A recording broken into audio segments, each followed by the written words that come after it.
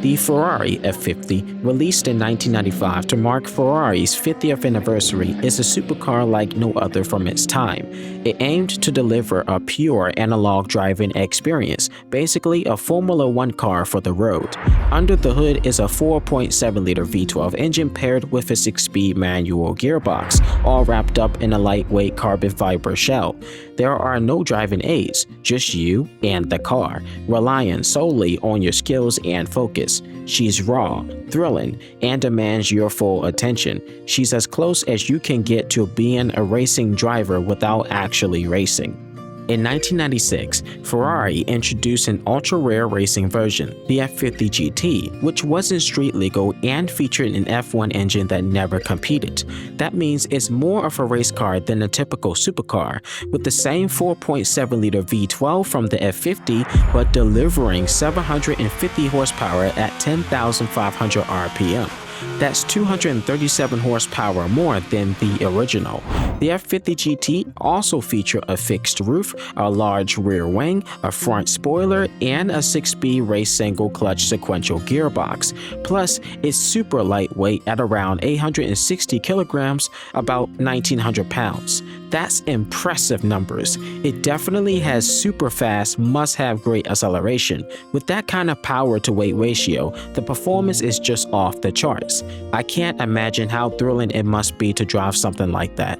In the mid-1990s, the BPR Global GT series was gaining popularity, attracting major car manufacturers. Ferrari entered the competition with the F40 GTE, but it couldn't compete with the dominant McLaren F1 GTR, which won the seasons of 1994 and 1995.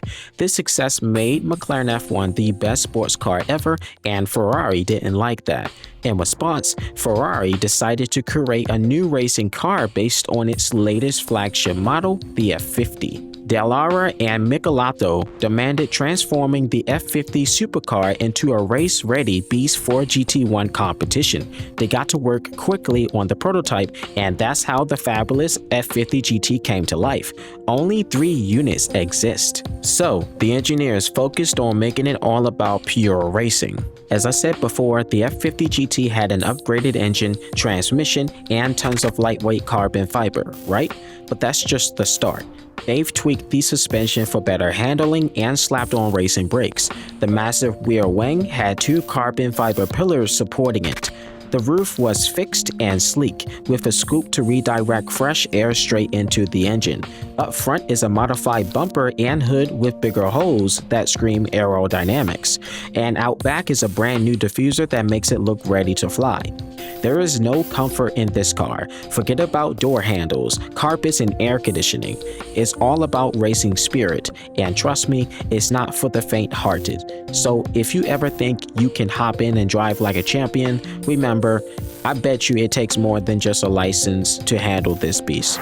The F50 GT, driven by Ferrari driver of the time Nicola Larini, took it for a spin on Ferrari's private test track, the Pista dei Fiorano. He managed to achieve faster lap times than the lighter, more expensive Ferrari 333 SP Le Mans prototype, which is insane. Ferrari planned to deliver the first 6 F50 GTs to Scandia Racing, Ferrari Club Italia, and Momo Corsa, which were Ferrari factory race teams. Everyone was excited to race the car, but unfortunately, they did not receive it. I'ma tell you why. Back in 1996, the FIA took over the BPR Global GT Series and renamed it the FIA GT Championship for the 1997 season. They wanted to bring in new car manufacturers and freshen things up. To do this, they changed the rules a bit. They allowed car makers in the GT1 class to build special racing cars based on homologated street models, but car makers had to build only 25 street versions to compete. Things got interesting. Porsche and Mercedes-Benz found a clever loophole. Instead of turning a road car into a race car, they built a race car first and then made just enough street-legal versions to satisfy the rules. These cars were really more like Le Mans prototypes pretending to be GT cars. The Ferrari F50 was a road car, then a race car, and Ferrari soon realized it was at a disadvantage. The F50 GT would become obsolete before it even raced and was ineligible as they refused to spend more money on building 25 of them. In fact, they made only 6 but destroyed 3 to keep their rivals from discovering their secrets. Ferrari decided it wasn't worth the hassle and expense of a GT1 program that might not even win races. However, just imagine if Ferrari decided to go all in on the F50 GT and actually raced it in the FIA GT Championship, even though it would cost a lot of money and there to be skepticism about its competitiveness. It would be a bold move that showcases their commitment and their iconic status in racing history.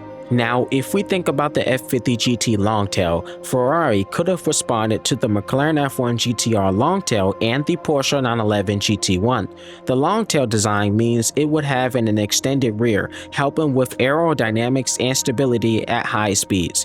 You would see a massive rear wing, a low wide stance, and a smoother rear diffuser, all of which create more downforce without adding drag. Ferrari could have created a more efficient path for airflow to leave the car, potentially pushing the F50 GT's already insane performance even higher. The whole car would have a more intense silhouette with extra vents to cool the engine. The cockpit would be smaller and the wheel arches bigger for a better front design. The paint job would be eye-catching.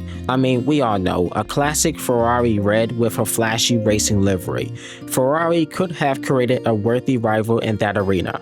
While the F50 GT1 Longtail could perform well initially, its long-term success would depend on Ferrari's ability to adapt and innovate as competition evolves.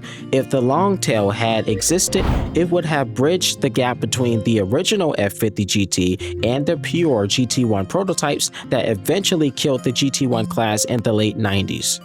But in reality, the F50 GT program collapsed, and Ferrari shifted its full focus to Formula 1. They ended up selling them to a few special customers with the strict rule that they could not race this car, period. They are super rare, and you can only experience the car in video games.